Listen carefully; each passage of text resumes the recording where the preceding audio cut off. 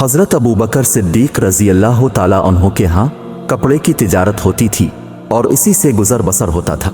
जब खलीफा बनाए गए तो मामूल के मुताबिक सुबह को चंद चादरें हाथ पर डालकर बाजार में फरोख्त के लिए तशरीफ ले चले। रास्ते में हज़रत उमर रज़ी अल्लाह ताला अन्हो मिले। हज़रत उमर रज़ी अल्लाह ताला अन्हो ने पूछा, कहाँ जा रहे हैं आप? रज़ी अल्लाह ताला अन्हो ने फरमाया, बाजार जा रहा हूँ। हज़रत उमर रज़ी अल्लाह ताला अन्हो ने अर्ज़ किया कि अगर तुम तिजारत में मशगूल हो गए तो खिलाफत के काम का क्या होगा? हज़रत अबू बकर रज़ी अल्लाह ताला अन्हो ने फरमाया, फिर अहलो अयाल को कहाँ से खिलाऊं?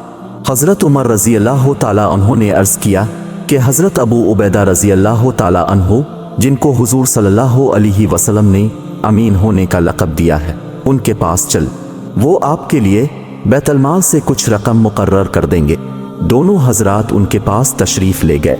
उन्होंने एक मुहाजिर को जो रकम औसतन मिलता था, ना कम ना ज्यादा, वो मुकर्रर फरमा दिया।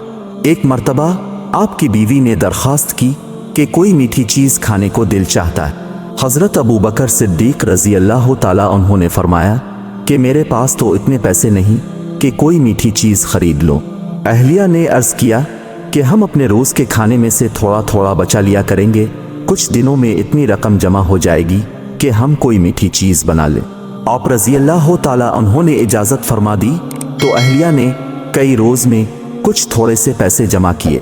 आप रज़ी अल्लाह ताला अन्हो ने फरमाया कि तजर्बे से ये मालूम हुआ कि इतनी मिक़दार हमें बैतुल-माल से ज़्यादा मिल रही है, इसलिए जो अहलिया ने जमा किया था वो भी बैतुल-माल में जमा फरमा दिया और आइंदा के लिए इतनी मिक़दार जितना उन्होंने रोज़ाना जमा किया था अपनी तनख्वाह में से कम कर दिया।